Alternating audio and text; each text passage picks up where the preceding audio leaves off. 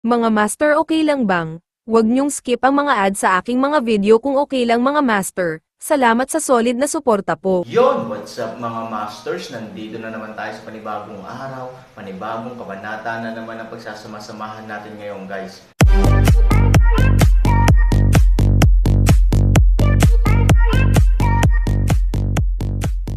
Bali mga masters, kung bago ka pa lang po sa aking YouTube channel, please click the subscribe button, lalong-lalo na po yung notification bell guys, para maging connected pa rin tayo sa isa't isa at maging updated kayo sa mga susunod ko pang video. Bali mga masters, bago natin umpisahan ng kwento ay mag-shoutout po muna tayo para sa mga solid nating tagapakinig. Shoutout kay Lorne Garces at shoutout kay Edgar Bustillo. Yun na nga mga masters, no? Bali hindi na ito patagalin. In 3, 2, 1, let's go! Sa tunog ng utos, tamang-tama, ang eksena ng pagpatay sa wakas ay nagsimulang huminto. Ngunit kahit na ito ay tumigil ngayon, ang ilang minuto lamang ay ginawa ang buong eksena na parang impyerno na shire sa oras na ito. Ilang minuto ang nakalipas, 50,000 katao at mga kabayo ang napatay sa napakalakas na paraan, lahat sila ay maringal. Ngunit ngayon, makalipas ang ilang minuto, ang mga tao ay bumagsak sa kanilang likuran, ang kanilang mga paa ay nasa kaguluhan, at hindi mabilang na pagkamatay at pinsala. Mag-disarm at sumuko, huwag pumatay. Kung taos puso kang mamuhunan sa akin, ako ay gagantimpalaan. Bulong ni Han Sanchen. Pagkatapos ay may biglang sumigaw, may utos ang aking Panginoon, at ang mga sumuko ay makakaiwas sa kamatayan. Kung maaari kang sumuko sa akin, ang mga dapat mahulog sa lungsod ay tretuhin pati na rin ang aking mga kawal na dapat mahulog sa lungsod. Bilang isang mensahero, dapat ay ipinasa ko ang mga salita ng aking Panginoon ng higit pa. Gayunpaman, hindi ko talaga kayang tiisin ang napakaraming tao na mamatay ng malungkot at mahulog sa lungsod, kaya't sasabihin ko pa. Huwag mong isipin na 50,000 lang ang tao sa iyo. Noong oras na mahulog sa lungsod, halos 100,000 katao, kasama ako, ang kumubkob sa isa sa aking mga amo, ngunit natalo tayo, kaya makinig ka ang aking payo, alinman sa sumuko ng masunurin, o itapon sa dilim kung mayroon kang ilang mga ideya ang aking Panginoon ay mahusay na binabayaran sa pamamagitan ng pagtingin sa mga armas at mga nagawa sa mga kamay ng hukbo sa ating lungsod. Sa sandaling lumabas ang salitang ito, ang mga hukbo ng timog na napalibutan na at natarante ay agad na nagkatinginan, natatakot, ngunit mayroon ding ilang mga ideya sa isa't isa. Bahagyang nanlamig ang mukha ng Southern Commander at nagngangalit ang kanyang mga ngipin. Ang pagsuko ay natural na isang kahihiyan, ngunit sa kasalukuyan, sila ay isinara at binubugbog, na nag-iiwan lamang ng pagpipilian ng kamatayan bilang karagdagan sa pagsuko. Bakit? Ayoko. Malamig na ngumiti si Han Sanchen, sinulyapan ang iba pang mga tao, at tumango, okay, magpatuloy. Sa sandaling bumagsak ang mga salita, muling bumangon ang mga sundalo mula sa lahat ng antas ng pamumuhay. Ilang sandali pa ay walang tigil silang nagsisigawan, at ang kanilang mga laman at dugo ay lumipad kung saan-saan. Sa labas ng lungsod, Lord Zhu, ano ang gagawin namin?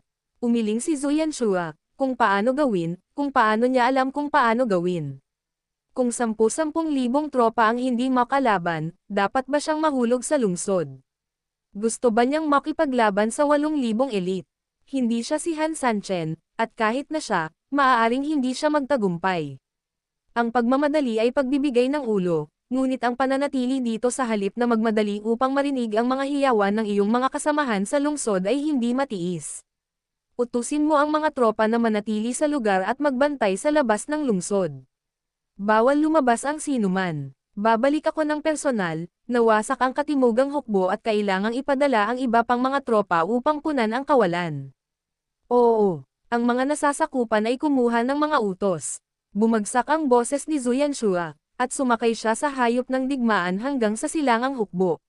Sa silangan, si Ming Yu at iba pa ay pagod na sa epekto ng Aaron, na iniwan ang ilang general na mag-obserbo bago ang labanan, at karamihan sa mga executive ay bumalik sa pangunahing account. Biglang narinig ng isang grupo ng mga tao na bumalik si Zhu Yanshua, at agad silang nataranta at nagulat. Wala pang 2/4 ng isang oras lumabas si Zhu Yanshua. Paano siya makakabalik ng ganoon kaga? Hehe, gusto kong pumunta sa Southgate ay nasira. Ang ating hukbo ay malinaw na nagpasya sa pangkalahatang kalakaran. Si Zhu Yanshua ay sabik na bumalik at humingi ng tulong. Hindi katakataka na bumalik ako sa lalong madaling panahon. Isang grupo ng mga tao ang masayang nag-uusap at nagtawanan, na may malabong ngiti sa kanilang mga labi. Ngumiti si Pigo at sinulyapan ang lahat ng taong naruroon. Bagaman hinamak niya ang pakikipag-usap sa kanila, ang kaligayahan ay tiyak na mahawahan, at ang kanyang tagumpay ay palaging isang magandang bagay. Sa pag-iisip pa lang, mabilis na pumasok si Zhu Yanshua, at pagkatapos ay lumuhad siya sa lupa ng malakas. Sumimangot si Mingyu, Lord Zhu, bakit ganito? Sisigat sana si Zhu Yanshua, ngunit may nagsabi ng maaga, bakit? Napagtanto ni Lord Zhu ang kanyang pagkakamali sa lalong madaling panahon. Haha, Lord Zhu, nasabi ko na sa iyo na minsan masarap ipakita ang iyong IQ na mas mataas kaysa sa iba, ngunit kung ipinakita mo ito para sa kapakanan ng pagpapakita nito, ipapakita mo ang iyong sarili na napakatanga. Ang mga tao, minsan tama na maging low profile. Isang grupo ng mga tao, magsabi ka ng isang salita, magsabi ako ng isang salita, ang bawat mukha ay may walang katapusang pangungutya at pangungutya, para kay Zhu Yanshua ang ganoong uri ng pagkukunwari na pinipilit, matagal na silang hindi nasisiyahan. Kinagat ni Zhu Yanshua ang kanyang mga labi at labis na nanlumo. Dati, nang walang ebidensya, tama lang na gawin nila ito. Gayunpaman, hanggang ngayon, ang mga hanggal na ito ay kampante pa rin, nakatayo ng mataas at tinatanaw ang iba. Nakakainis lang ang pagkakaroon ng ganyang mga kasama sa baboy. Mabangis niyang itinaas ang kanyang ulo at tumingin kay Mingyu, nagmamadaling bumalik si Zhu. Hindi ito ang tinatawag na pagkakasala sa bibig ng ilang tao. Gusto lang ni Zhu na bumalik at iulat na 50,000 tropa sa Southgate ang tinambangan ng ang lungsod. Matapos may pasok sa lungsod, isinara nila ang pinto at binugbog ang aso. Sa oras na ito, sila ay nasa isang desperado na sitwasyon sa maikling panahon, sila ay ganap na mawawasak. Ano? Storytelling channel sa YouTube. Biglang pinalaki ni Mingyu ang kanyang mga pupil at hindi makapaniwalang tumingin kay Zhu Yanshua. Iniisip pa niya kung may mali ba siyang narinig. At iyong mga executive na proud kanina ay pawang tahimik at halos hindi makapaniwala. 50,000 na tropa ang nilamon, at ang Southgate ay walang laman. Si Zhu ay nagpadala ng 8,000 elite sa istasyon pansamantala, at siya ay bumalik upang magulat sa Elder. Inaasahan niya na ang Elder ay magpadala kaagad ng isang malaking hukbo upang maiwasan ang Aaron sa pag-agaw sa kawalan ng laman ng ating kinubkob na lungsod at paglulunsad ng pag-atake nito. Nagmamadaling sabi ni Zhu Yanshua, ngunit puno rin ng vent ang kanyang tono. Wala nang mas makapangyarihan pa kaysa sa mga salitang ito ngayon na magpaypay sa mga nanlilibak lang sa kanilang sarili. Kahit na ang ganitong krisis ay talagang napakasama para sa buong sitwasyon ng digmaan, hindi bababa sa para sa aking sarili, ito ay napakakomportable ngayon.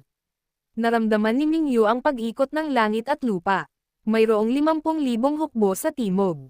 Basta, kinain ba ang Aaron sa isang kagat? Kahit na mayroon na siyang higit sa 300,000 na mga tropa, ang mga casualty ng 50,000 katao ay hindi katanggap-tanggap sa kanya, ngunit kung mangyari ito kapag ang 50,000 na mga tropa ay nalipol ng walang ginagawa, ito ay hindi katanggap-tanggap. Sarili nating hukbo iyon, hindi 50,000 pusa at aso.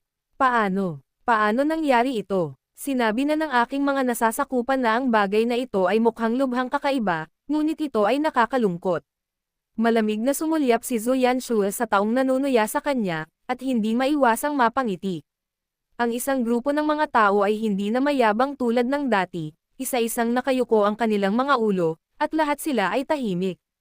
Sa oras na ito, biglang naalala ni Mingyu ang grupo ng mga basurang ito na nakikipaglaban sa apoy.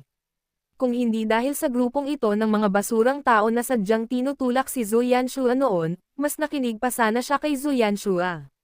Noong panahong iyon, kinubkob ng 3 hukbo ang lungsod. Kahit na magkaroon ng isang ambush sa lungsod, ang pagkubkob sa Southgate ay ganap na hindi malakas kapag sila ay hinayla sa 3 panig. Sa makatuwid, ang 50,000 tropa ay maaari pa ring makawala sa pagkubkob, ngunit hinding-hindi sila tuluyang mapapawi ng ganito. You really deserve it. Ngayon lang, each of you is not articulate. Can you talk and talk very well? Bakit? Ngayon each of you is mute. Galit na uminom si Mingyu. Ang isang pulutong ng mga tao ay nakayuko pa rin at walang sinabi. Sa oras na ito, kung hinawakan nila ang ganitong uri ng amag, hindi nila iniisip na marami silang mga ulo. Sa mga ordinaryong panahon, wala kang sinasabing constructive, pero tama ka tungkol sa pag-etrap ng hukbo. Mas maganda talaga na may grupo ng mga aso kaysa sa grupo ng mga tao. Zuyanshua. Ang mga nasasakupan ay, I'm ordering you to lead 50,000 troops and immediately rush to the south gate to deploy defense.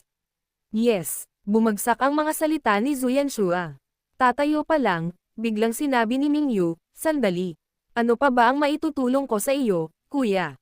Ang mga tropa sa kanluran ay malayo sa mga nasa silangan. Sa larangan ng digmaan, ang digmaan ay mabilis na nagbabago. Sa ganitong paraan, para sa garrison sa kanluran, kung kinakailangan, maaari ka ring mag-utos para sa iyo. Oo, daan-daang libong tropa sa magkabilang panig ng kanluran at timog, Yanshuo, huwag mo akong pababayaan. Dapat nasa Zuyanshua ang hukbo at ang mga tao. Tumanggo si Mingyu na may pagtingin sa kanyang mga mata, at si Zuyanshua ay nagmamadaling kumuha ng mga order.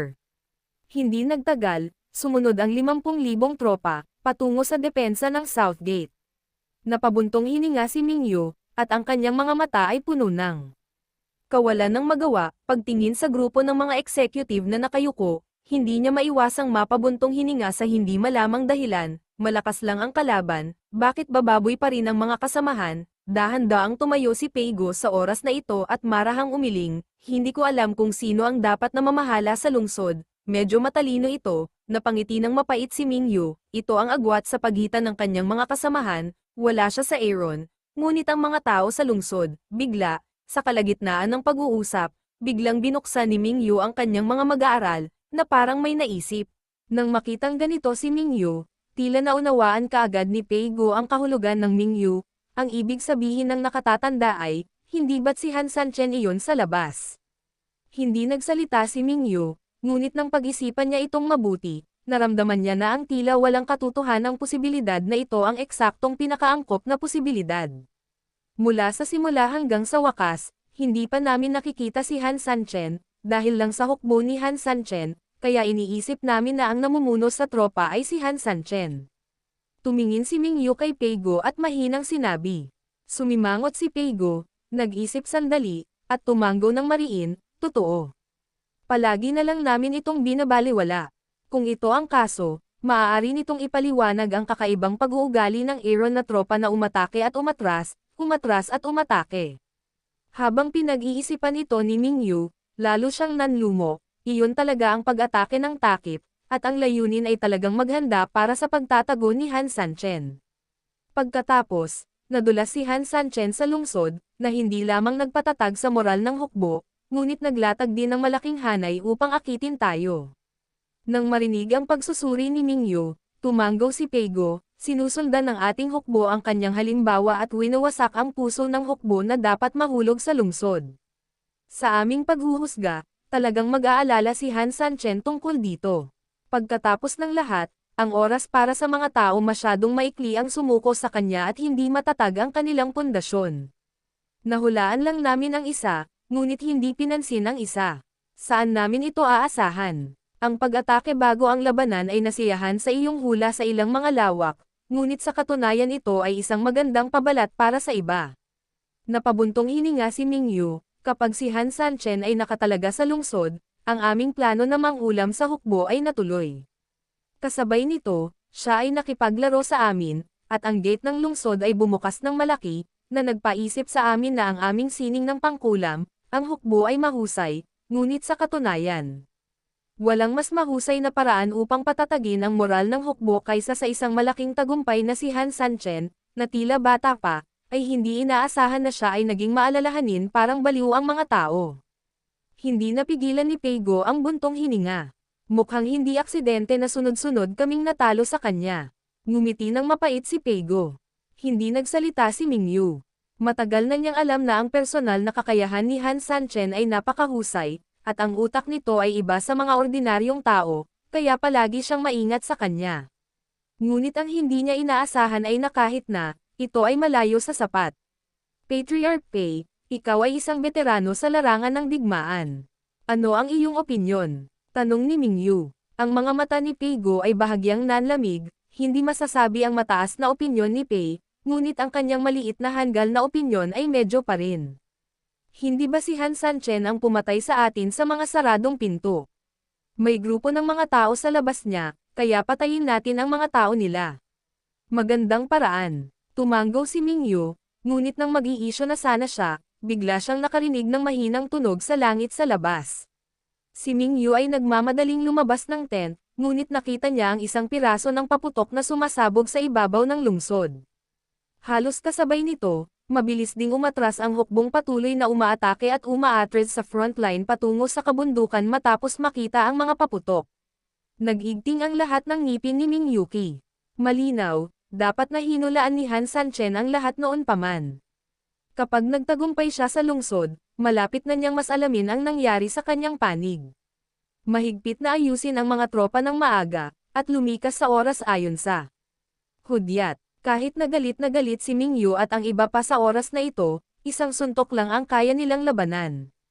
Han 3,000. Si Mingyu ay labis na nagalit at labis na nagalit. Malamig din ang mukha ni Peigo. Mabilis na nagmuni-muni si Han Sanchen at napakainit ng kanyang paraan. Napaka-espesyal nito na hindi siya mukhang batang general. Kung hindi niya nakikita ang kanyang sarili, masasabi mong siya ay isang veterano ng maraming taon ng digmaan, at siya si Peigo ay lubos na naniniwala dito. Ang ilang mga executive ay ganap ding hanggang sa oras na ito, tinitingnan ang maayos na operasyon ng kaaway na si Han Sanchen. Bukod sa pagtitig sa kanya at pagbubuntong hininga, ano ang magagawa nila? Sino ito? 400,000 lalaki, ilagay sa kahit sino ay 100 beses na mas tiwala, at kahit na maaaring magyabang, bolkulo asno kapag ang coach ay maaaring manalo sa kalooban.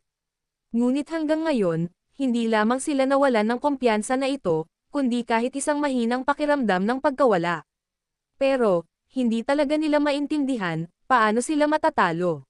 Paano ka natalo? Sa kabilang dulo ng lungsod, nang bahagyang muling itinaas ni Han Sanchen ang kanyang kamay, muling huminto ang mga sundalo ng lungsod na pumapatay ng 50,000 tropa sa timog. How about it? One last chance. Marahan na ngumiti si Han Sanchen. Ang sumunod na segundo, sa south gate ng lungsod, sa pool ng dugo, biglang narinig ko na lamang ang bakal ping-pong landing. Yun na nga mga masters, no? Bali panibagong kabanata na naman yung natapos natin ngayong gabi. Muli, maraming salamat po talaga sa walang sawang suporta po sa aking YouTube channel na talagang inaabangan nyo po ang bawat upload ko po. Bali mga masters, magkita-kita ulit po tayo bukas ng gabi at ngayon po ay magpapaalam po muna tayo. Bali mga masters, bye-bye!